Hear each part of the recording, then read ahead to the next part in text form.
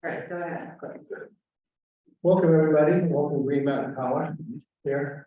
I'd like to call the meeting to order on Monday, April 17th at 6 p.m. at the town hall upstairs. Need a motion to adopt the agenda, but I would like to do the executive session. And if there's any other additions or corrections, let me know. If not, somebody make a motion to amend the agenda to approve the corrected agenda, please. So, Question yeah. about executive session. Yeah. We're talking about personnel. No, it was an issue that I wasn't sure, I told Morgan to put it on, and then I was sick, Morgan was sick, so it never got taken off, but it was just something I was thinking about and I was dealing with it. So I had a question around my meeting with Saturday. I don't know. It was today, Yeah, should we do that? we can, if we have a executive session, yeah. Yeah. Okay. So we'll put it back and then we'll go on here to 10 and a half. Okay. All right, so then we need a motion to accept the agenda as presented. Okay, what can I make it? But not what we brought. All in favor, say aye. Okay. We have the minutes of April 3rd to approve. Are there any additions or corrections to those minutes as presented? Not, if not, somebody make a motion to accept the minutes as presented, April 3rd. So moved. Second. All in favor, say aye. Aye. Vote. Okay. All right, Green Mountain Power, you're ready. Okay. Your discussion with it. Yep. Thanks for having us tonight. Maybe we can introduce ourselves, who's here Sure, from GMP. absolutely. Go ahead. So I'm Mike Burke. I lead centrally operations throughout the state of Green Mountain Power. My role in these types of events are to make decisions on how many resources are needed in each district based on the damage we get in, things like that. I'll leave it there for now. Come back to me after we introduce who else is here.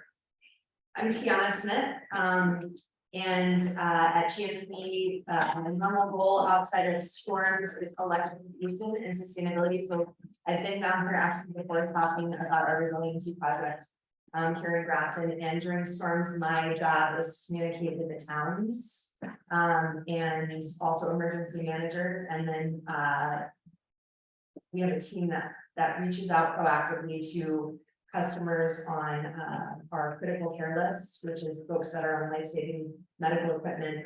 So we reach out to them before and during the storm to make sure that they have a plan in place to know what's going on. Yeah, I'm David Ward. I'm the operations supervisor for the Springfield and the Westminster districts. I'm Greg Egan. I'm an distribution designer out of Springfield. It was recently covered with town of Grafton around the year. Thank you. So I just read some of the bullets on the handout you gave to, and hopefully the presentation that we give will speak to that a little bit. And then if it doesn't hit exactly what you're hoping to talk about, you know, this is the open conversation. That's why we're here. So you can hit slide 2. So just a bit about GMP. We serve 272,000 customers in Vermont. We have 15 district service centers around Vermont. 2 of which, one of which currently feed Grafton, but hopefully in another few months, you'll have 2 different service centers feeding Grafton, and I'll get to that story a little bit further down the line. About 510 employees, about 300 of those employees are IBEW Local 300 members. So, next. The storms that we're seeing, so I actually grew up in Bells Falls, Saxon River area. I live in South Burlington now, but I grew up down here in the 60s and 70s. And I remember back even just the few years ago, we used to get 1 or 2 heavy wet snowstorms a year, and then the rest would be light and fluffy. This year, we had 1 light and fluffy snowstorm in November. which is not usually when we get them. Usually November, a shoulder month, it's warmer and we don't get that. And then every single snowstorm we've had since then has been heavy wet. We know that climate has been changing, but it hasn't been to the extreme that we've seen this year. Snowstorms at 33 degrees are just bad all around. The snow sticks to everything. It's really no different than an ice storm for us. The biggest difference is in an ice storm, we can put chains on the trucks and cleats on our feet, and we can move around a little bit better. In this last snowstorm where we had over 40 inches in a lot of places, the crews literally were taking, you know, a normal task to put a tag on a pole that would take 15 minutes. They were having to snowshoe up, and it was taking 2 hours to walk 200 yards into the woods and back out to the trucks again. So we don't see the weather changing back to where we're going to start getting light and fluffy again. So that's why we want to talk a bit about our plans on how we plan to address that. But again, there's just more moisture in these storms. If you took the snow from this last storm, we work closely with the National Weather Service, and we asked them for our quantitative precipitation. If you took the snow and melted it, how much rain would it have been? There was areas in Vermont, on the border, in Jamaica, in Rockingham. Some areas had 5 inches, some areas had 4.5. Rockingham had 3.5 inches. So I don't think what people realize, we almost had as much precipitation in this event as Hurricane Irene did, approaching 6 inches. So it's not normal to get that in a storm, but in this one we did. The snow was supposed to stop in southern Vermont about mid-morning Tuesday. It went through until Wednesday afternoon. We'll come back to that. So we do have plans for that. This is reminding, so we have what's called a major storm. If we hit certain criteria of customers out, a certain amount of damage, things like that, it hits what our regulators call a major storm. We actually hadn't had a major storm since 2019. It had been almost 4 years. We had 4 since December 16th. So this has been one of the roughest winters we've ever seen. 3 of them were heavy wet snow. 1 of them was an extreme wind event where Burlington International saw the 2nd highest wind speed they've ever seen. And it wasn't a thunderstorm wind, it was just normal gradient sustained wind. So things have definitely changed. 3 out of the 4 storms were in the top 10 of what we've seen in the last 40 years. We know climate is changing. That's why we have a lot of the programs we have that we'll talk about. If you can move forward. So we've got a lot of things we're doing. I know Grafton is actually going to host one of our resiliency zones. Tiana can probably hit that a little more and questions on what we're doing about that. But we also have what we're calling storm hardening plans all over the state. We're hoping for some community support on that. And then in terms of the storms themselves, we have 5 different forecasters we use, and 2 National Weather Service, 1 at Albany, which covers this area, 1 Burlington that covers the rest of the state. And then we have prediction tools as well that tell us how many outages we're going to have, things like that. And that's how we decide how many crews to bring in ahead of time. In this particular, the last event, the March 13th event, we actually almost doubled our workforce based on the prediction we had. What we ended up getting was almost 6 times that amount, more or less because the storm stalled and just didn't move and it kept snowing and snowing and snowing. Next slide, if I could. So to hit some of what we're doing on the proactive plan, you don't hear this very often, but we want to bury stuff. We're to the point now where we figured out how to single phase rural areas, which is mostly residential areas like that we have the worst trouble in. We're actually going to make an attempt. There's going to be some geology we have to deal with, ledge and boulders and things like that, where we may have to pop overhead. But in some of our worst lines that are heavily treed, 80-foot trees everywhere, we are going to try to go underground. We have a lofty goal of trying to do as many as 2,500 miles over the next 7 years. And again, trying to do some of the areas that have the most rural, most heavily forested areas there is first. A lot of these lines we're talking about are the lines that go along the houses and our neighbors and feed everyone in the areas we're in. And the answer to that, those distribution type lines, is not cutting a 150-foot swath through areas like this. There'd literally be no trees in the home. And based on the cost of doing that, we could actually bury the lines and probably have a much more cost-effective answer to that. So that is our plan. That is, for those that can see the screen here, the upper right-hand picture is the new type of underground. It comes on a reel with 2,500 feet that already has conduit wrapped around it. So you're not gluing sticks of conduit together anymore. For every 10 feet, it's a 2,500-foot reel that we plan to either directional bore, open trench, or vibrating plow. A bulldozer can literally put a reel on it and sometimes drive down and just plow it right into the ground, and we're done. In areas like this where you've got riverbed and things like that, it's probably going to end up, we'll be using a couple excavators to do it. The other thing that we're going to do, and I know if you drive back towards Bellows Falls and you see the intersection of 35 and Route 121, I think it's 35, you see what's called spacer cable. It's a brand new line we just built from that intersection down into the town of Athens. We actually have a project that we are doing that is going to extend from the town of Saxon River all the way to that intersection. And we're planning to run, that's a main line where you can actually tie circuits together, like tie the Chester substation to the Westminster substation. That is much bigger wire, bigger vaults, things like that. We haven't quite got to a cost-effective solution to underground that yet. But this spacer cable we're talking about has over a 1/2-inch solid steel messenger on the top of the pole. So branches, things like that can lay on it.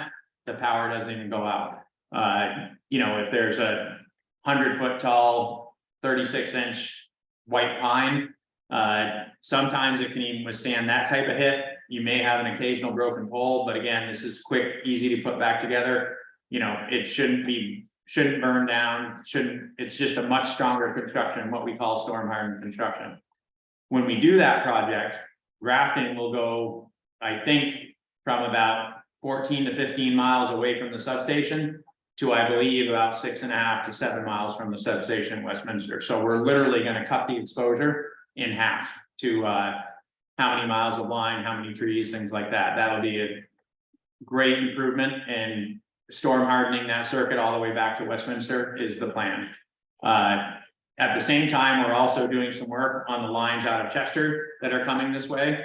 But we feel that that's a much quicker solution to change the feed into Grafton for the type of changing climate we're seeing.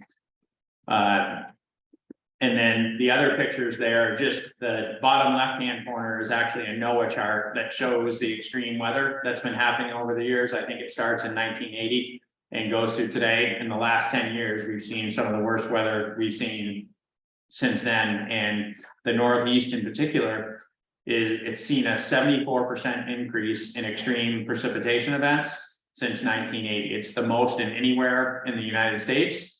You add that to the fact that how heavily forested we are, and you know, that's why we have a climate plan. That's why we want to do the things we do, and that's the plan, along with the storage project. So I'll hit a little on the storage, Gianna, but if you want to jump in, you know, our Powerwall plan, they literally, customers that have Powerwalls, they have to, either the app tells them that the line has gone out of power, or they have to look out and see that it's dark beyond their house. This is an instantaneous pickup of your home. There's no blinks, no nothing. And, you know, if you manage, we've had customers tell us they've lasted a full, you know, this last event, we had customers out for almost 6 days. That's very rare, but if you manage it correctly, you can continue to run your refrigerator, your furnace, everything like that, and last the whole storm. We've got customers telling us about how they've done that. So that's a great option for people. Right now, there's a cap on the program that only certain amount each year can get it. We're trying to remove that cap. And then we're also doing things like we have 4 resiliency zones going around the state that we're in the process of building right now, and Grafton being one of those 4. I don't know if you. Yeah.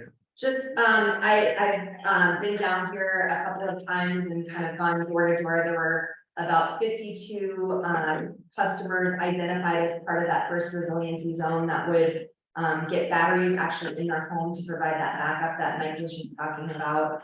Of those 52, 23 were interested in participating in the program. I think we have 6 installed to date. And running and working to install the rest of those 23 that were interested in that first part of the resiliency zone.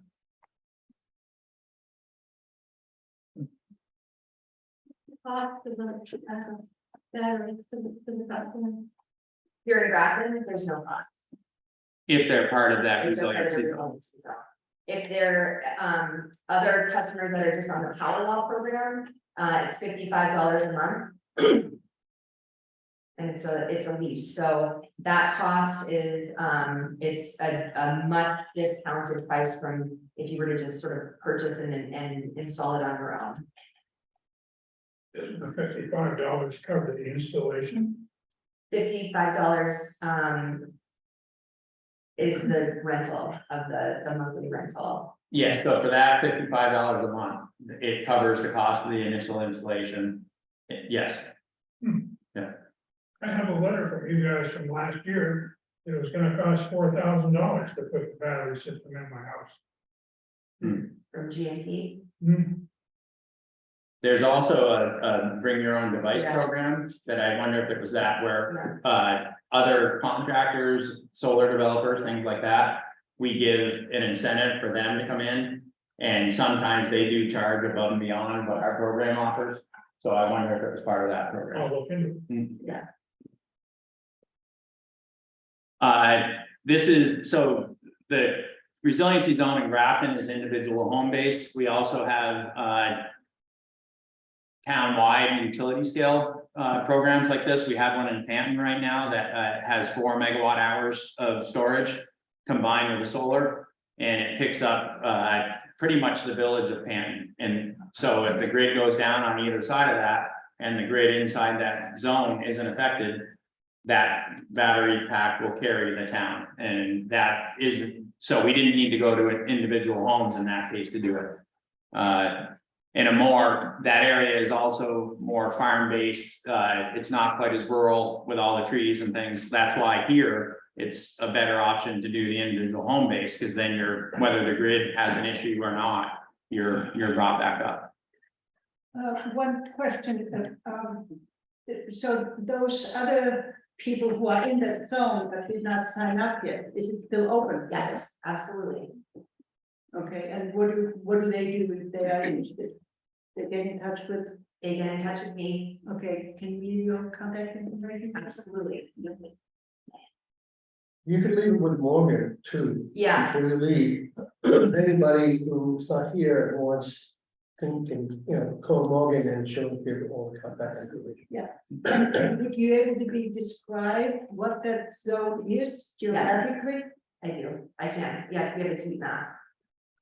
So if you haven't heard from me, I mean, we have done emails, letters, town hall, phone calls, visits. So if you haven't heard from me, likely you're not in the zone, but it doesn't mean that you won't be part of the future zone. This is just sort of the first tranche of customers here in Grafton. But I'm happy to show you that. I actually have it, so I can show it to you tonight. But it's Anybody has any more questions or between that and all, or any more concerns? We've got some more things to talk about, and we'll get into how things worked in this past storm, what we saw, things that we're working on. So this is just a list of projects that we currently have in the plans already that'll help improve the reliability of this area. So the Westminster feed coming through Saxon River into Grafton is the big one. Again, just cutting the exposure right in half from the distance from the substation to Grafton. We also have lines, if you've ever driven route from Chester, Route 11 out to Andover, Londonderry, you've probably seen we've been doing the same thing there. And what that is doing is we're creating bigger backbones between the substations so that if we have a transmission issue, we can actually carry subs off another substation that's close to it. So That one in particular is, we're tying the Chester substation to the Londonderry substation. Both of those have single transmission feeds. So we are tying the distribution together to make it as if it has a repetitive feed to the substation, but through the distribution instead of the high voltage transmission lines. Londonderry to Weston, that also creates a second feed to the Chester substation. And then right now, and we'll get into this a little bit on what we saw to the storm, but the Chester transmission line, the transmission line that comes in to feed the Chester substation, we put that on and lost it 3 times during this last event, which was a lot of the outage time in the first 2 days. And that right of way is absolutely flat cut all the way out to the edge of the right of way.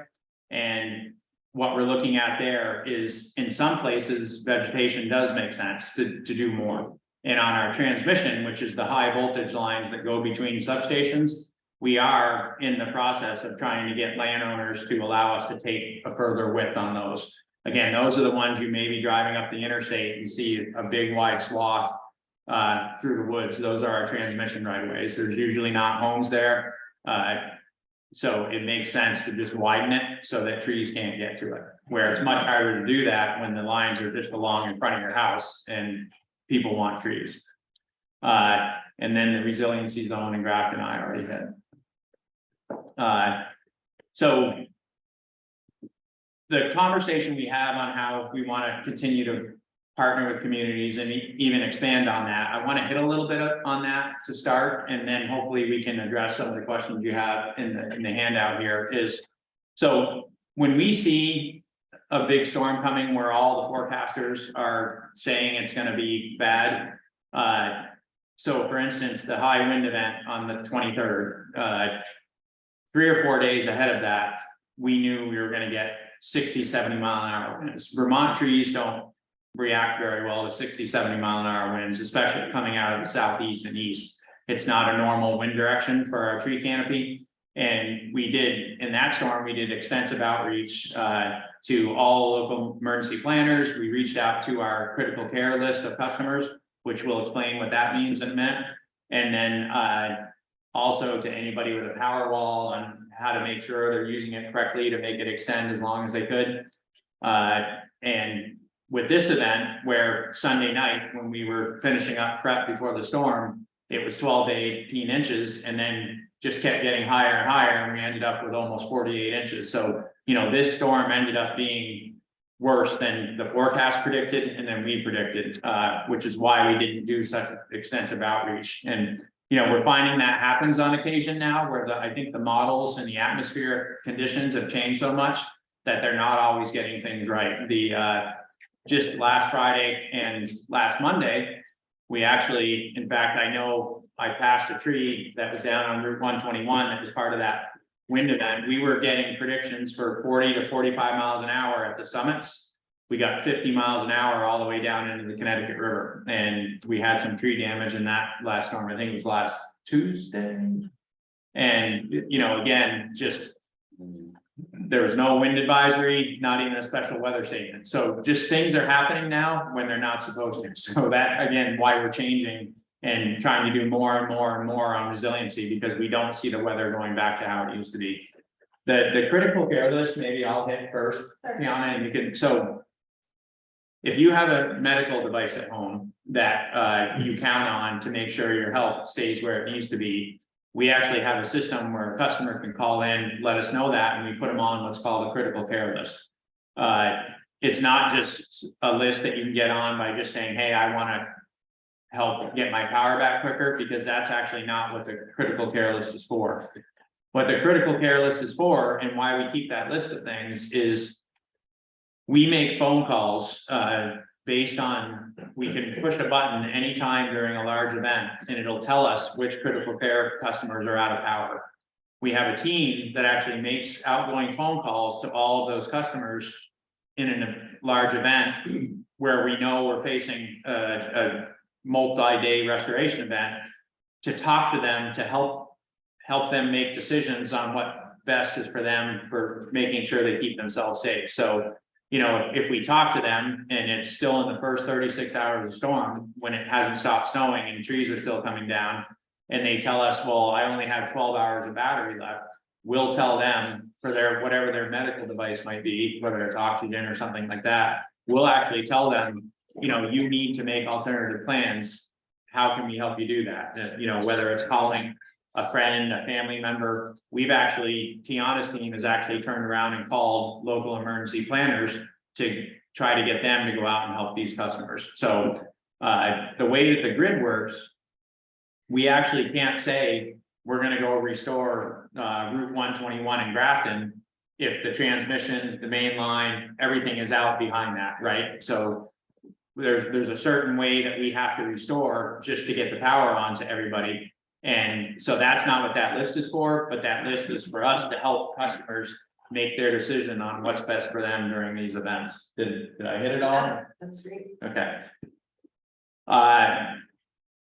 Tiana's team also has started, and I assume some of you in here maybe are on that list, but she also has started communications with local emergency planners, town leaders, things like that, to be able to give information on how the restoration is going. And also it works as a feedback both ways in these events, which I know is on here, and we'll talk about that, but that's also something that team does. And then obviously we have a team of 30 call center reps, which can expand, you know, upwards of 60 to 70 in these big events to make sure we're answering the phones.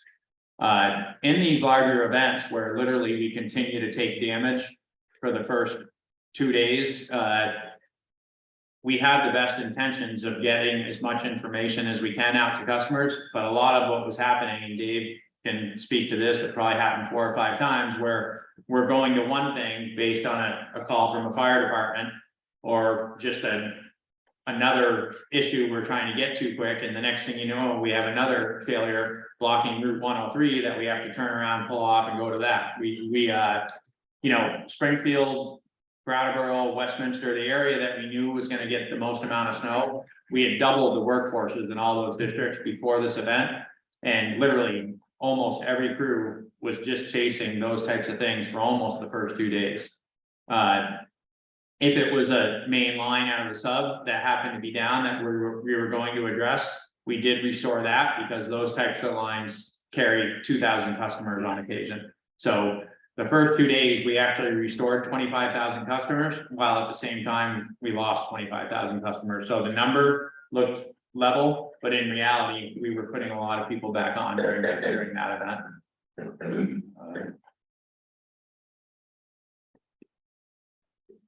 Yeah, so this, you can go forward. This is just, I already talked a little bit about the storm planning. We have systems, we have forecasters that do forecasting just for the state of Vermont utilities. We have forecasters that do outage prediction for us, and we base all of our planning off those, and then we also double check with the National Weather Services too. And sometimes they get it right, sometimes I don't know if you looked at the warnings for this storm, but originally it was Bennington and Windham County. And by day 2, about noon, they extended it all the way to the Canadian border. So where we didn't expect trouble north of pretty much Rutland, Windsor County, we ended up with trouble all the way to the northern end of the state, which held some troops in place before we could send them south. And so just the forecasts are important, but we know that they've been a little tougher to get it right lately. And again, I think it's just that the models are based on the last 50 years of weather, and I think things are changing quicker than the models are keeping up with them.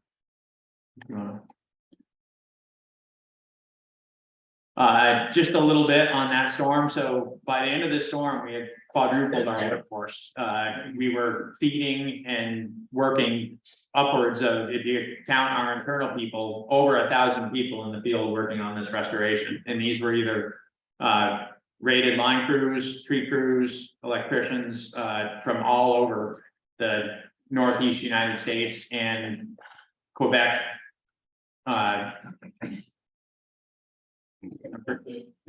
Kentucky. I'm thinking of the province to the west of Ontario. Ontario, Quebec, New Brunswick, and then pretty much from Kentucky north. We're not only in Vermont, helping Vermont, but New York, New Hampshire, and Maine, actually, believe it or not, had a lot more customers out than we did. We get up to about 40,000 at peak. New Hampshire was at like 110,000, Maine was almost 200,000. So it was a pretty widespread event. It wasn't just Vermont. What Vermont did have the most of in the end was snow.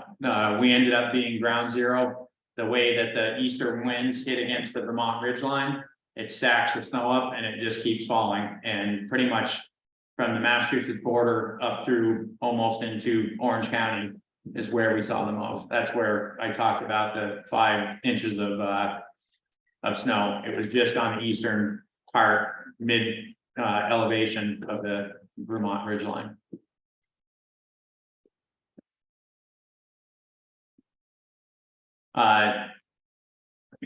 That's the mutual aid group we have. You can see in the center picture, it covers all the Northeast, including 3 or 4 provinces in Canada.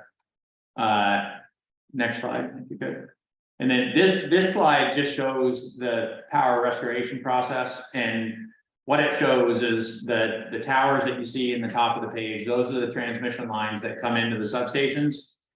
We have to get those on first if they happen to go out, because we can't, anything we fix on the distribution lines, which are what you see go out to the homes and businesses and hospitals and things like that. If that transmission is not on, we can work on the other stuff all day long and it's not going to restore any customers. So we have to do that.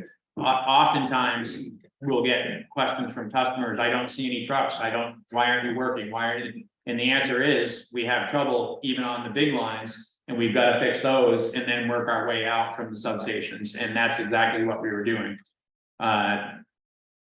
In terms of hazards and things like that, we do try to hit all of those at the same time. And we did have a lot in this storm that I see you had some questions on that in here that we can speak to a little bit too. But that is, so with the critical care customer list, that's why we can't say to that customer, yes, we'll come right out and get you back on. Because we literally have to restore each step of the way to even get out to those customers. So that list is, again, for us to help communicate what will be the best decision for those customers.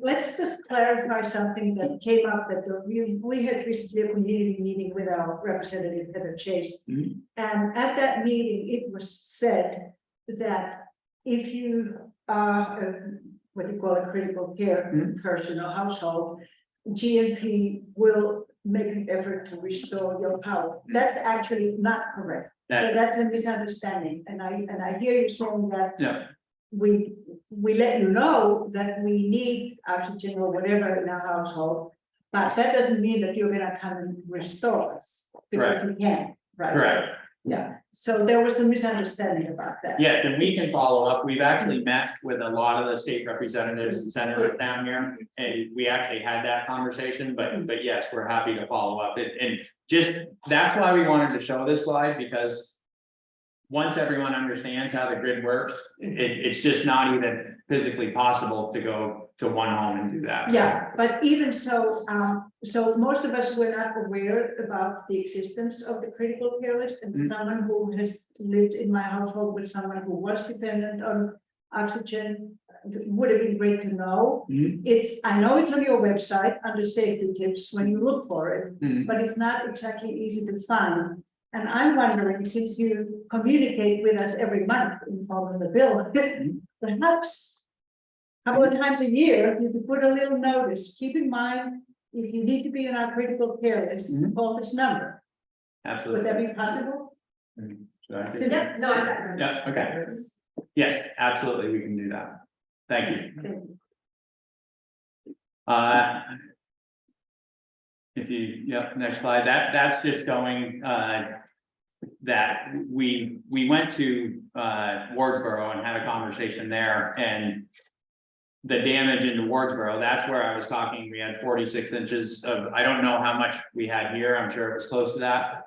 But some of the customers there were telling us that, on day 2 of the event, they still thought it was isolated to just the Wardsboro area, and they finally were able to watch the news and saw that it was Bennington County, Windham County, Windsor County, Orange County, and then New Hampshire, Maine, New York. This ended up a pretty widespread event.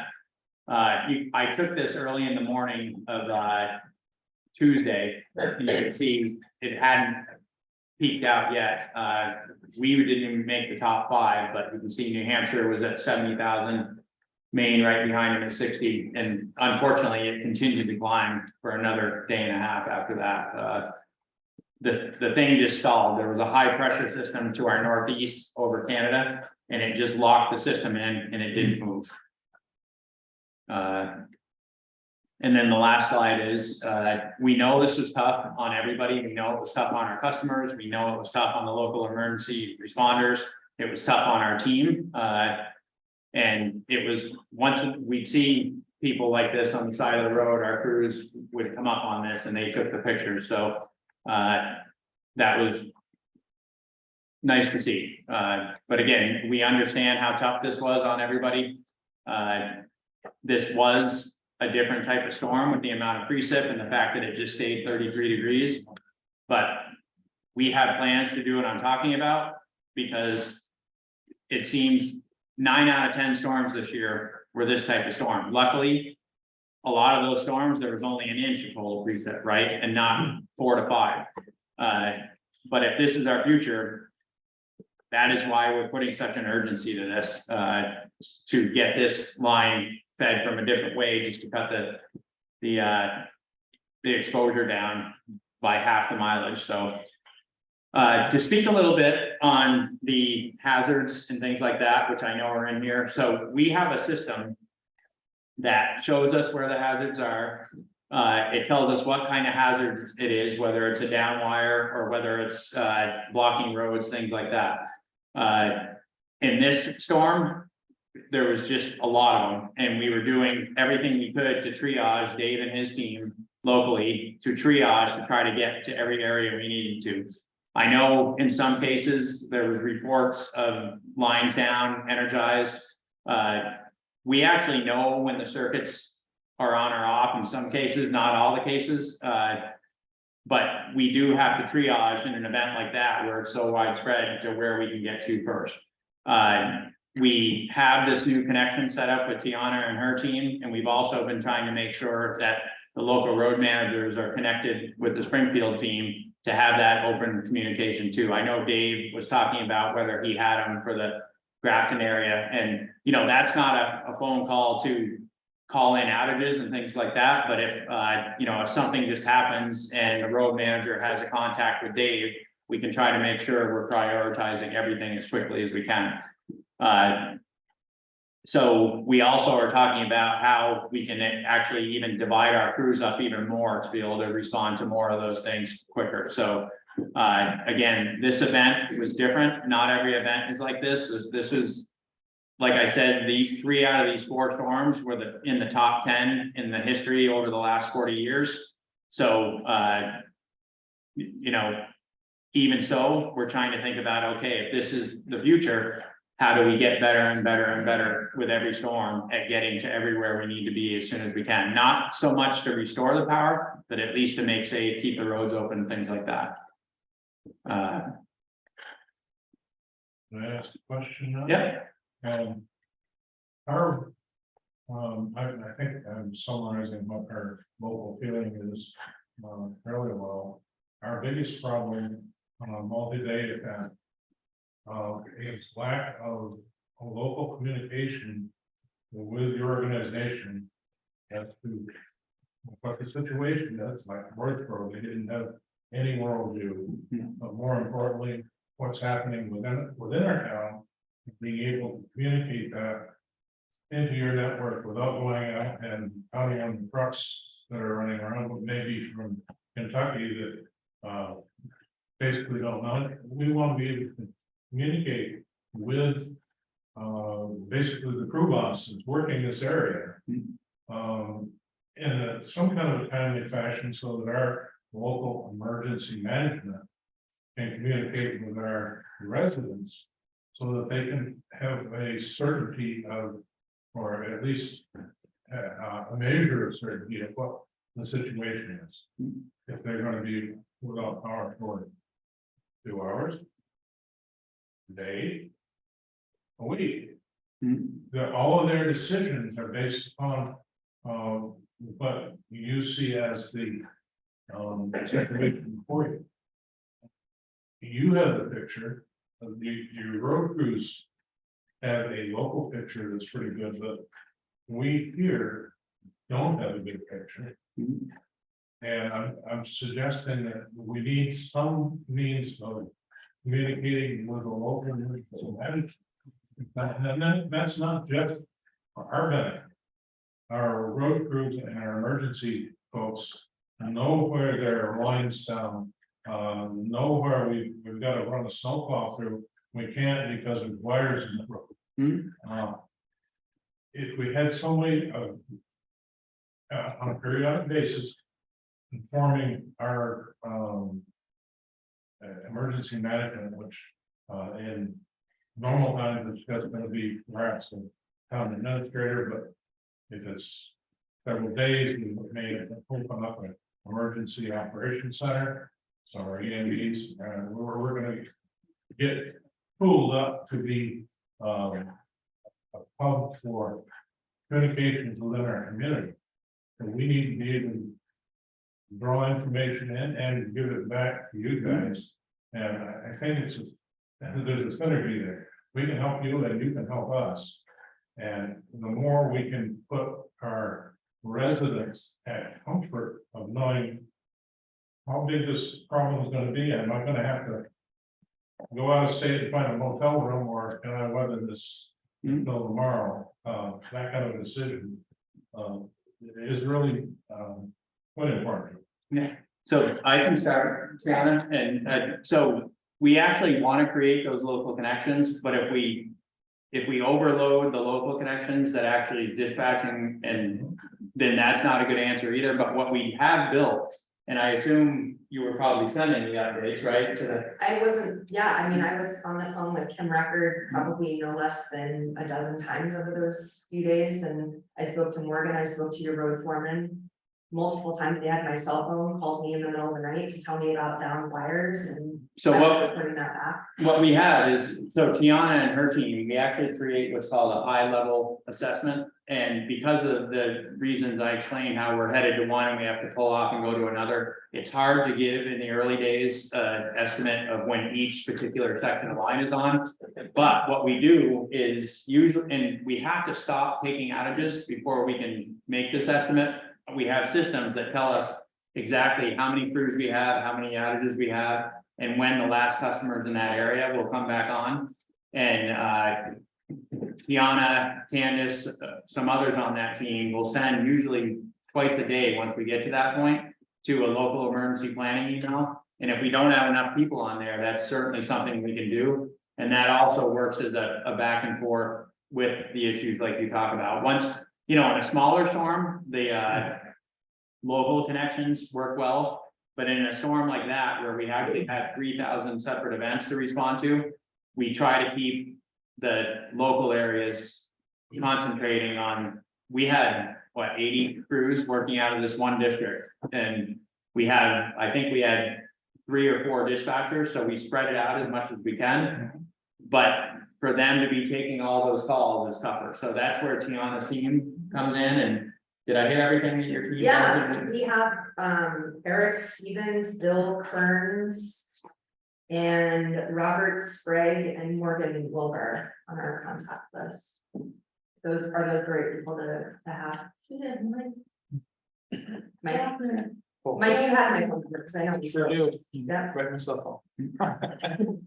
I'll be bright and early. Yeah, Yeah, but, and that is really to give, what we give in those early stages of a storm is a high level district restoration plan. So if the system's telling us Friday or Saturday, we'll tell you that on Tuesday, so you know what we're facing. It was really helpful though to hear from Ken and to know this is exactly where this wire is down, this is exactly what we're seeing on the roads here in town, because then I'm from the storm center able to tell Mike and others that are leading it. And you know, usually we already have it listed in the system, but I can at least say to them, there's these wires down. I think if it wasn't immediately clear in the presentation, the damage was so widespread that those incidents were happening literally all over southern Vermont, with the first 2 days just clearing roads like that, literally in town, all over southern Vermont, so. Just different. But sorry, Was there a way so that the town crew and the fire department and rescue know when wires, we knew wires and things were down, we didn't know if they were dead or alive? Is there a way to let us know, because we are at a standstill? so here's the thing, all lines until a line crew has been there, tested and grounded the line, whether they're alive or not, you have to treat it, and that's actually an OSHA rule, so you can't. So we can't, in other words, we knew when the substation was out or not, but that doesn't allow us to tell you, yeah, that, because what happens is people that connect generators wrong, things like that, it can actually backfeed to the transformer back onto the line. So, you know, really what we're trying to do is in a widespread storm like that, we're trying to triage how we can put even more people splitting up crews, things like that, to how we can get to these in a more expedited time. But we know when the substations are out, absolutely, we have smart meters, but we can't tell you that's okay for you to go. That's the last thing we want you to do, so. Well, one thing I'll just add is that because these storms are so different, we are, and part of what we're doing here is we want to be better at communication. So whether that means in the future, we actually dispatch someone like me or on my team to actually sit here at the town hall and feed information. We're talking through all kinds of strategies right now to be able to get you that real-time information that's happening as it's happening. You know, making sure that when we're providing estimated times for restoration, that we're using language that actually shows what we're doing, right? Clearing roads, clearing hazards, making things safe so that people know what to expect. You know, as Mike said, the storm was supposed to sort of move north and it stayed in place for 2 days, dumping snow, you know, 48 inches in some spots. And so we want to in the future be able to communicate that exact thing very real time so that people know what to expect. You know, even the high wind event that we had at Christmas, we had a lot of damage then, but we could move, right? There wasn't 3 to 4 feet of snow. What was different in this one is even when we knew where they were, our crews, just like your crews, were battling just to get to these areas. And that was what was different. I mean, we have pictures of fire trucks that people were sending us that were off the road, that had slid off the road in areas. And we know how tough it was. That we're not saying that was why it happened. We know we actually have to prepare to be able to respond even in that extreme event, and we're working on that. But it was different. I don't know, Dave, in terms of local contacts, you know, on the day-to-day basis, that's great, right? In these really, really large events, when we've got 300 extra crews working, that gets a little tougher, but you know, what are your thoughts on the local connection? Yeah, to your point, I see, you know, Mike having there yet. I'm the board. See, I'll give you my phone number and we got communicate definitely on a day-to-day, but to your point, Mike, to this past event, it would have been a bit overwhelming. Taking so many phone calls, in addition to the line crew for next stop kind of situations, so. Yeah, and that's why we have that centralized team of us, because we can triage those calls and we don't have 30 trucks calling, looking for the next order, things like that. So hopefully we can get better and better and better at the communication we're putting out to help all the towns, help all our customers. And that is what our plan is. And then, you know, I've held many positions at Green Mountain Power, including operation supervisor dispatching trucks, so. I've got enough where I can help triage too, and literally that's what we do to all 15 districts. We get that information as needed to get it down to them, and hopefully they can get to those areas, you know. We watch for sewer departments that need to get back on, can we help, or is the transmission line out? We triage things like that all during these storms. I don't know if all that answers some, yeah. That makes me feel a lot better. Mhm. We do need to, I think, formalize it perhaps through Morgan's office down here so that we have a coordinated feed in both directions for the emergency management. We've been lucky so far. I mean, we were very lucky in our reading that our telephone. Our telephone is mostly underground coming out of Grafton, and it stayed up during the rain. It stayed up during the storm. And they unlike to do that, but it's still possible that you lose both power and telephone. We in Grafton are at least beginning to be prepared to operate with ham radio operators. Is your group preparing to be able to communicate the same kind of information? Probably through the Waterbury Emergency Operations Center to do the same kind of thing, although we have much lower throughput, but at least we get a situational awareness. So in these larger events, we actually, I don't know if we'll be able to do what Tiana said, which is station somebody in every town, but we actually do station somebody right in the EOC at Vermont Emergency Management. And so yes, we do have a direct connection right from there to the operations people that are helping run the event. As an example of that, so we've actually made a lot of calls. If those critical care customers were calling, if we hear something that distresses us a little bit, which we did quite a bit in this past storm, where maybe a customer had a propane heater in the house or something like that, that we actually had a direct connection to either a local emergency planner or through Vermont Emergency Management. And they worked with us to send a local assistant fire chief out with a CO2 detector, things like that. So those are happening all the time during these events. That's a long way to answer. Yes, we do have connections straight to Vermont Emergency Management, and we use them. So. Go ahead, Bill. I just wanted to think that was really good presentation that answered most of our questions. There are a few things that are in here, and I won't go through what I handed out to you, but in the first page, there's just some frustration in dealing person to person that maybe you guys can work out, or maybe that's just the way it's going to be, because I understand that the crews often don't understand exactly more than what they're sent to do, and they don't know where they're going next or anything else. But if there's any of that communication that can get back to them, the most important part of the communication is that it be effective, and that's what you'll see a complaint here where the highway crew went out. We're told that the highway's off, went there to the lines and they're still activated. It's just a few things like that. Mistakes happen. And they were told that by the line crew, you're saying? And when they got there, the line, they were told it was yes, they were told by the power company it was off, and when they got there, it was on. It was supposed to have been shut off out there on Ledge Road. I think. You talked about it the other night. I don't know exactly what. Okay. In any case, that is just that communication. Yeah. The one thing in the power lines that I did put in here is at the very end, where the people on Chester Hill that live in the first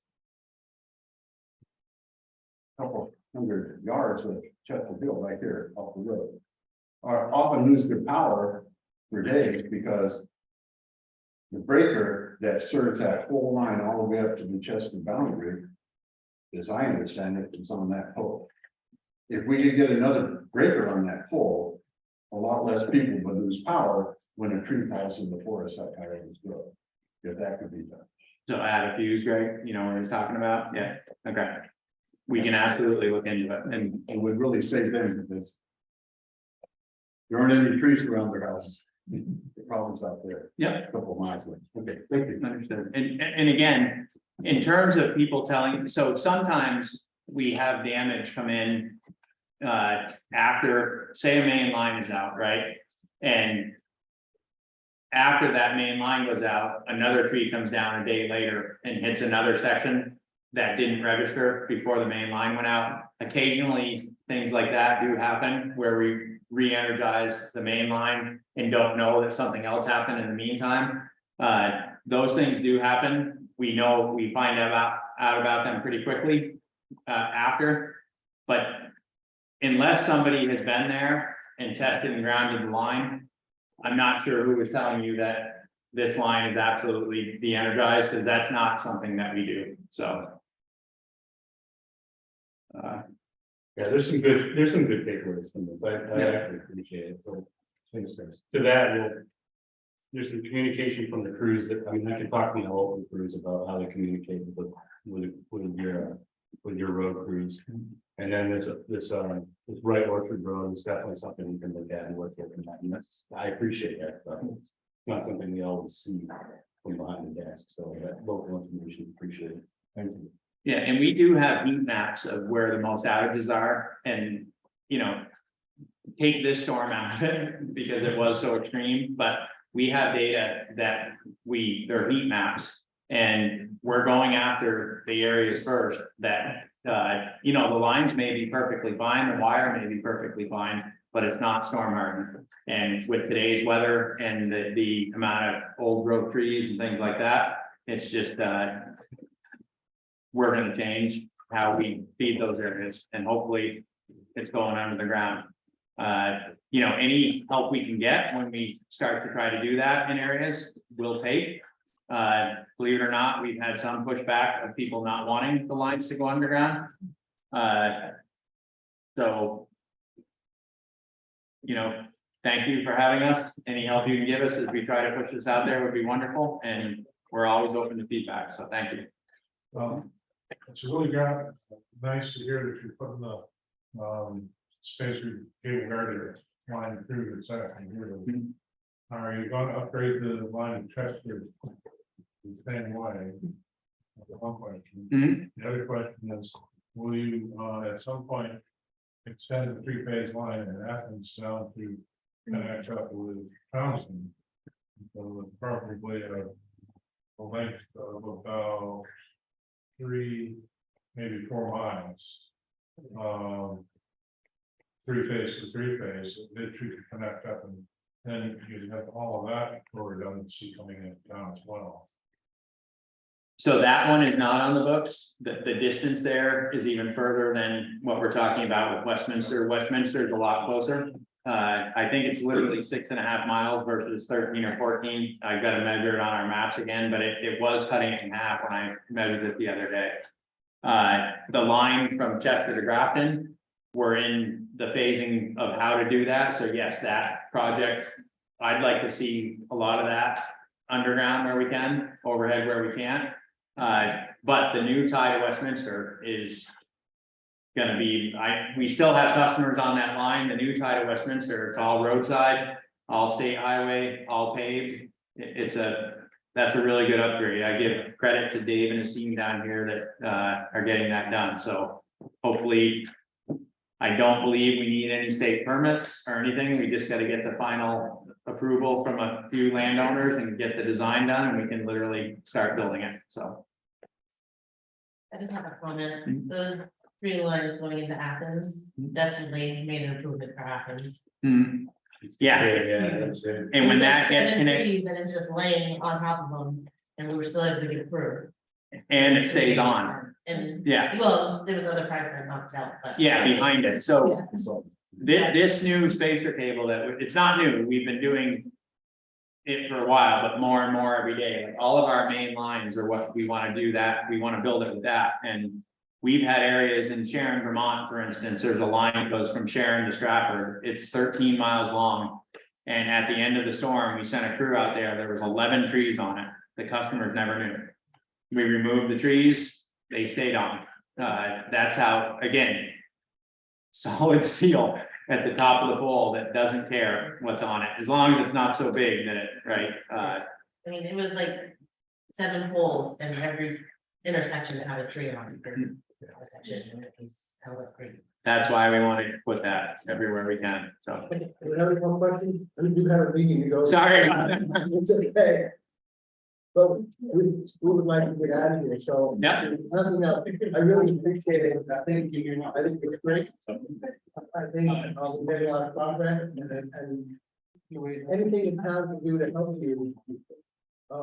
Get this power under control, we're here to help. Okay, thank you very much. Because it is a lot of effort and it should be as well. We want it to be. Okay? Thank you very much. And thank you for having us. And like I said, I know that was tough and hopefully we don't see a ton of those, but we're gonna be prepared if we do. Okay? I hope not, Yeah, but I can tell you one thing, what is the problem, they have not been viral with their property now, they're. we're gonna, yeah, It's the only business that you can be wrong in and still get, still keep your business. Did I tell you? I still think, you know, the models just aren't keeping up with the changes, and so.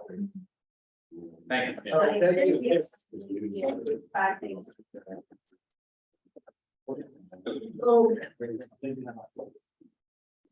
Okay, we have the NRCS discussion. Who would like to get this started? To know what you guys are thinking, then I. Well, and at the last meeting, it was tabled, it was not tabled, but we could put it on the agenda. There was a discussion and there was I can't say unanimous opinion, but there was an opinion that said that. I think it was 6,000 and change or whatever, shouldn't be paid by the landlord. That's where the discussion started and that's where the discussion ended. That's where we Yeah, then I would like to question. Okay. Prior to 1996. There's the water that came off the mountain. Was divided by a road. Everything south going uphill from Fire Pond. And then the road that is now the driveway to Rob's house. Everything, that side of it went down Fire Pond Road. Except for a very small part that came out of the pond. Everything north of it is field. And as you come up the road, there is drainage going down to Eaton Road. When Pine Pond did the repair to that. They took everything north of the road and everything coming down that and send it all and part of it. Everything that was north of it, they sent it down Fire Pond Road to the extent that it didn't go into the pond. If it went in the pond, so most of it, of all that area on the hill above Rob's house, went into the pond and went down past Andrea's house, the house just down the street from me, and into the creek and into Hinkley Brook. So you took that drainage that used to be divided between what was going into Hinkley Brook up the river and what was going down Fire Pond Road. And you combined it all and sent it all into Hinkley Brook or down Fire Pond Road and into Hinkley Brook instead of going past it to the church in that culvert under the road and into the river. So what you did, you increased the flow that goes between Dottie and Pat's house by exponentially, who knows how many gallons. Because all that water coming off that whole hill now goes past their two houses instead of bypassing all of it. And so what you did is you had a stormwater plan, but you didn't follow any of the state laws with regard to the stormwater. For instance, you increase the water going through that swale that goes through Patrick's yard by exponentially. When you put the dissipator in, you put a bigger pipe to bring the water across the road. But you didn't have a hearing to increase your easement right away by burden, because you're increasing the burden. You had no hearing. So you didn't have a discussion about how much water is gonna be used there, how big that swale should be, which you didn't change. How much water was gonna be added to the water going past their houses instead of going down and through a pipe through the middle of town. And at that hearing, you should have discussed what you were gonna pay the two of them. But especially Patrick, because it's on his property, for the right to increase the easement on his property. You didn't have that discussion. It's right in the law. Title 19, 901 and following, it's right in there. You have a semi-judicial, judicial public hearing to determine whether this is a good idea, whether we need to do this. Is what we're doing sufficient? And what are we paying the landowner because we're using his land to drain our storm? You didn't have any of that. So because of that, what you have in that small area, in a small distance, a couple hundred feet of Hinkley Brook, you have a stormwater system between those two walls that you created that is insufficient to carry the water. And you have a swale that is failing at the end. It's collapsing into the creek. Which you have to fix according to the same Title 19, 901 and following. You have to fix that. And you didn't offer him money for the use of his property, but now you want him to pay for all the damage that is caused by the more water going down there than ever has before because of the way you designed the water coming off the hill.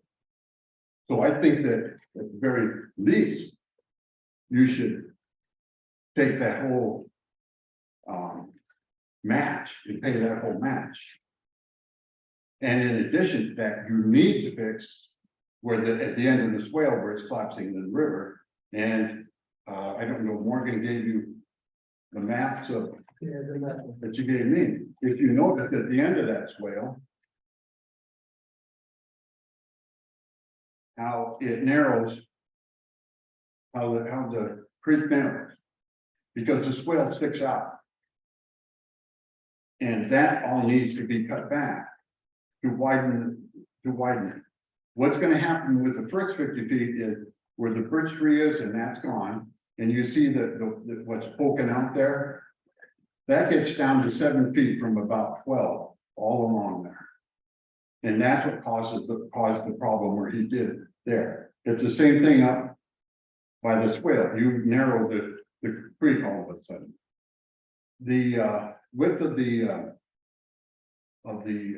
river at the culvert is 12 feet. It's a 12-foot culvert. It's 12 feet for a little ways back, and then it gets down to 7, and then it's about 10 or 11 feet all the way back up. And then above body cannons, it's again 12 feet. And the whole thing should be that. But fixing that first 55 feet is going to help. But if you don't take care of the swale and fix it, when it collapses, all the rest of that stone wall on his property is going to go. Hopefully, when Ivor fixes this thing, if you guys agree to that, he should, and you hopefully pay the matching fund, he should tie that back in where he ends. He should go back in a bit so that when this fails and the rest of it all goes down the creek, it doesn't take that new bit out. So the town, we were asked before at one time, why are we working on private property? You're working on private property because you made that property. You made that stormwater thing that is on private property. First of all, the first part of it is yours. That's on your easement. You have to fix that. And by adding all this water to the creek at that point, way more than it was ever going down there before when Fire Pond mostly drained straight down. You created the stormwater system in their backyard that is on private property, and it's inadequate to carry the flow that you increased it to. Had you had that hearing had SDE Engineering been able to go to that hearing and present what they had, what they thought it planned on, maybe the town wouldn't have done what they did. And maybe they would have sent the water further down or through the town and into the river instead of putting it where they did. But they moved the amount of water around and it's causing a problem in that area. So I think the town should pick up the whole match, at least on this, and fix the end of that swell before it collapses. At the minimum, the other part has to be repaired too. Bill, what about the part that was engineered wrong and the selectmen did something wrong? Shouldn't that be fixed before you fix what it flooded out? Yeah, the whole fire pond. I can't see any reason for fixing what is flooded out now, when it's gonna happen again, if you say what was engineered was wrong.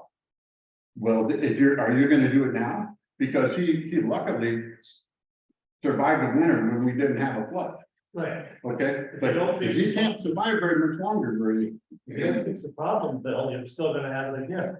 You are. So when are you gonna do that? Well, I think John's right. And whether or not the town pays the whole amount to fix Patrick's area there and do this, if you don't fix the up above, then next summer or the summer before, after that, we have another major rainstorm and it does, then we'll fix the thing again for the 15th time. So I think the question is, I think we should fix this whole thing, personally. Okay, and I agree with you there, but I think we have to fix the upper portion. Because that's like saying, well, I have a car, but, you know, I don't wanna change the tires. But I might not make it. I mean, if you don't change the tires, you're not gonna make it for your trip. If you don't fix this, you're almost assuring yourself that maybe not tomorrow, maybe not next year, but you will have the same problem all over again.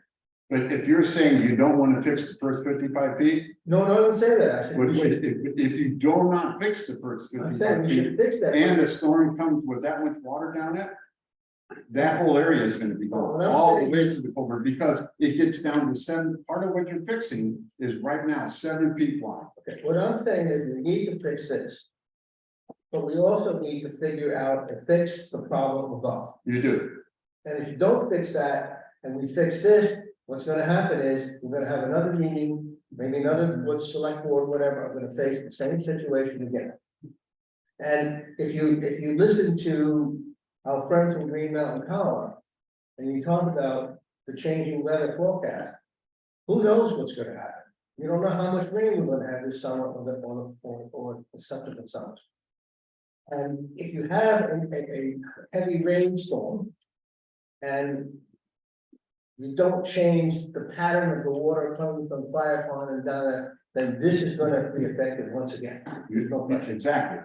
So, That's my point. okay, so you need to fix, but Patrick has, hire an engineer to redesign what's coming off the hill. You have to do that. I agree with that. How long has it been that way? 2000 2003 is Well, when 2000 when the dislocators were installed, 2003, 2004. That's when they switched it to all went to in between Patrick and Daddy's house. And so you know too, Seth, that this repair of the wall is not the first repair. Yeah. This is repaired, I don't know how, but 2 or 3 times already. Repaired in 96 and then again in 2004. Right. And to a large extent, the FEMA did some of that work in 96. Right, and then Dottie had made, how many, they did this doing there so far, correct? I've done it at least 4 times since I've been. So this it's not something that just And happens. since they switched the flow, how many times the wall was there?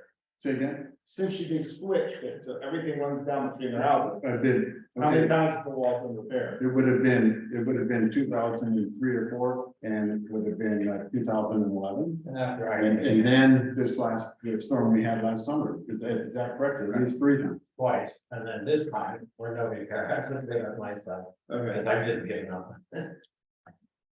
So 3 times in 24 years.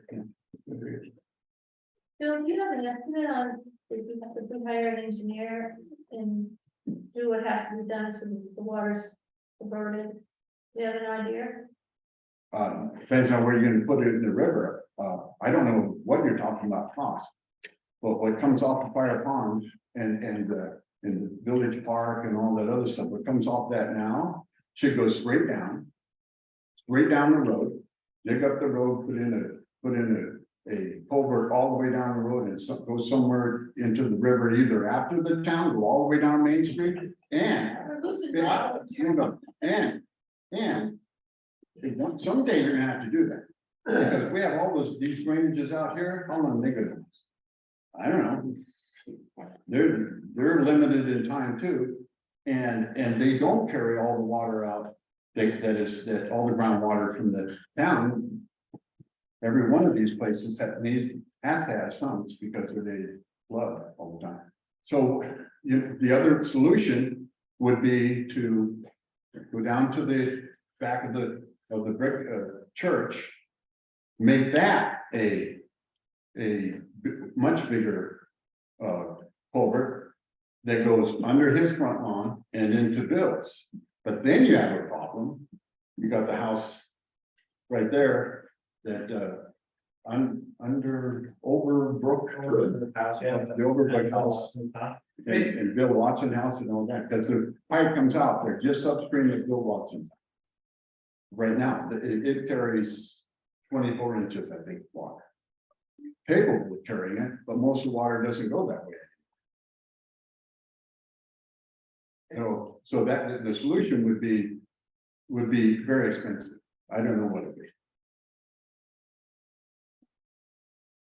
I think that there's been a long-term discussion, a long time there's been long-term planning about stormwater mitigation in the village, and I think that that's pretty much made clear by this particular problem. And so I think if you were to start new and look at it, it would probably be to the town's advantage to not run stormwater culverts across private land in any case, whether it goes across my yard or Bill Watson's yard or anybody else's yard. The town has access to the stream in a number of locations, and avoiding, so the town has a right to cross anybody's land and take that land and put it in a culvert. But it also comes with responsibilities that you not do damage to those properties, not put a person's house at risk. And anyone who's looked at that, my house can see that there's not 10 feet to the brook. It's like that damage is a big deal. And I do believe that while you had the right to put that swell in, you also had the responsibility to make sure that my house doesn't fall into the brook. So in the long term, it's to the town's advantage to keep all these, to take all of those culverts out, get rid of that culvert behind my barn. It's a bad idea from 120 years ago. To get rid of those, it does sound extreme to run a new storm drain down Main Street, but that might be a long-term goal. It could, and I'm not asking for this to be done tomorrow. But man, you should keep all that on town property. And then these questions will never come up again. You'll never be hearing from me or from Bill Watson or anybody else. I know the other one. I think Denise Martin's situation with the pipe that runs down there is not dissimilar. And so it's running across there. That pipe just runs across my sister's yard as well, by the way. So it's, take this issue of the storm drain as a big long-term plan that needs to be fixed in town. And it might take forever. I didn't do it, but I mean, it's pretty clear that that's the smart thing to do. That's one. And so in terms of this particular case, yes, I'm very sensitive when I hear people in town saying, why are we doing something on your land? It actually upsets me. It actually makes me feel like I'm asking for charity. So it's embarrassing in addition to being stressful. I'm not asking for charity. You guys, the town had a right to take put that culvert in, that swell, whatever you want to call it. But yeah, you also have responsibility to make sure that I didn't have to come up with $40,000 to repair my yard. And in 2004, when Harriet Belton still on the property, she through me hired a lawyer to say to you, look, we're putting you on notice. You know, if damage occurs in the future, we're going to hold you responsible. And that's where we're at today. Although I do need to have an ambassador to make sure that it's clear to you all that I'm not feeling litigious about this. Regardless of the fact that all those lawyers' letters are sitting in the file, that doesn't mean I'm calling them, I want him saying, tell them to fix that developer or else we're gonna be court. That's not gonna happen here. But man, you really do have a responsibility here. No, I agree. Yeah, the walls, I'm looking at the statute, pretty clear. I mean, damage occurs to person's property by reason of the insufficiency of wall of repair of a bridge or culvert. The town is liable to keep in repair. The person sustaining damage may recover in a civil action.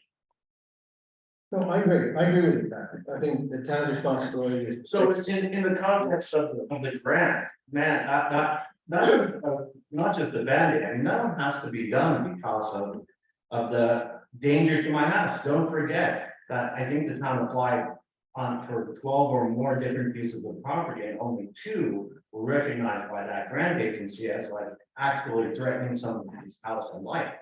And so I'm one of those 2. So that one's gotta get done. The more complex issue occurs, what was up by that barn is, this idea that, yeah, what happens, we just put money into it, is it gonna happen again right away? You're absolutely right about that. And so that might take a bigger look. I mean, I've lived with this miserable yard for years. I don't know if Dottie shares my feelings about that. I mean, I put up with a lot of junkiness in my life. And so I'm not trying to impress anybody by showing off my beautiful grafted yard. And if it has to stay like that for another 5 years while you guys figure it out and the money somehow comes down from above, so be it. I can live with a crappy yard for 5 more years. Whatever, but I do want you to take responsibility for doing it. Well, I don't think you can leave it that way because Because I'm failing back on this. you do have another incident with the erosion that occurred would only be worse. That's right. And at that point in time, it might not be, it could be part of your house. And that's right. There's no question about that. And the barn, I've been threatened all along, very falling down there because of that swell. So yeah, I mean, the sooner you get to it, the better. I'm very interested in that. But my personal feeling is that the town should go ahead and fix it, they should pay for the whole cost, and then we should go into get an engineer and figure out how to correct the problem. Whether we can get grants for it, whether it's over here, I don't know. But I really think that's just my opinion. So can we make a motion? Can we make a motion? Oh, okay, I can make it, well, yeah, I know. Space. Yeah. Well, I make a motion that the town pay the.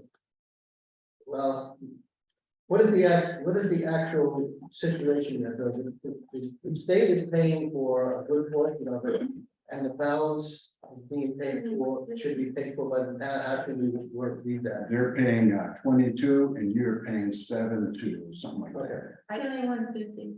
Yeah, that's not great. okay, so make a motion that the town spends 7,000, whatever the money is, to complete the project. To make Providence clear that you will be responsible for the match that is required for the NRCS EWP, whatever the number is, project on Hinkley Brook. Okay. Then you will meet the match, and then that'll cover it. Good. If you want to play with numbers, you have them, you have the numbers. When we think it's around 70. 200, I think. And the town then will enter into a discussion or engineers to see how it can be to mitigate the upper portion of it. So that it doesn't, so what we're doing doesn't happen again. But I think it's important that it just gets, you just don't fix this. I think we have to look to see what the long-term solution is. That would be my motion. Oh, I second it. Do we have any other discussion? Would you like to do all the culvert down Main Street? No, I know it's in Main Street. I want no part of it, it's great. If there's no other discussion, You want buried wires, there they are. all in favor, say aye. Aye, opposed? You say aye? Yeah. All right, okay, done. All right, Patrick, Phil, you, I guess one will take care of what we have to do to get it fixed or whatever the case might be. We have a meeting with them on Thursday. Okay, great. Okay. All right, let's move on here. Highway, let's go. We have, before Mike takes over, we have, three access with reports. The Dead River Company, we have a, PNG and a American. Amerigas. Okay, so somebody make a motion to accept those and have, Morgan sign them. So moved. All in favor, say aye. Aye. All- Okay, go ahead, Mike. The grader's back together, that's running, I called Basins this morning and said by the end of the week they'd come pick theirs up. Everything else has been back together, so we're grading roads, we'll get back to picking up the debris around town. So this, probably towards the end of the week. And hopefully next week we can maybe jump over to Anderson Road and start working on some of that project. Some of the grant work. When we met with Wyndham Regional, Jeff Nugent. I'm trying to think what day that was. Thursday last week. And we went over our tablet and more of the GIA work that we're gonna start and get Kobe into that. We got another meeting with him. Hopefully Morgan will be available that time. So we can get her involved. So we're getting everybody on board and get the summer going. That's pretty much it. How we deal with the paving bids? I've been working one up for Okay, good. the, I just gotta get together with Morgan this week and so we can write it up, get it out. And to advertise it. Anybody have any questions in mind? Roads were good. We're getting there. It's not snow on, I'm good. Morgan, you wanna do, same part? Yeah, Down here? I can talk on the ARPA funds. So the town received 201 and $784 $1,000 in ARPA funds initially. And then was awarded an additional $888 because some towns declined the funds. So then that got dispersed to the others. So we ended up getting $202,000. So we just need a motion saying that we're accepting that 800 and we're putting that towards the town hall ADA project. Okay, what about the money you saved? We still did that. We got- That's all done. Yeah, we got that. So we're all set. So that's all set. Yeah, that's Good. FEMA's all done. Good. We need a motion to accept the $800. yeah. I move to accept the Second. additional. That's it for. You seconded, John seconded. All in favor, say aye. Aye. Opposed? I don't think anybody wants to give way one. No. All right, let's go. Some people. Well, there's no committee reports, but we'll go into executive session for that. Other business?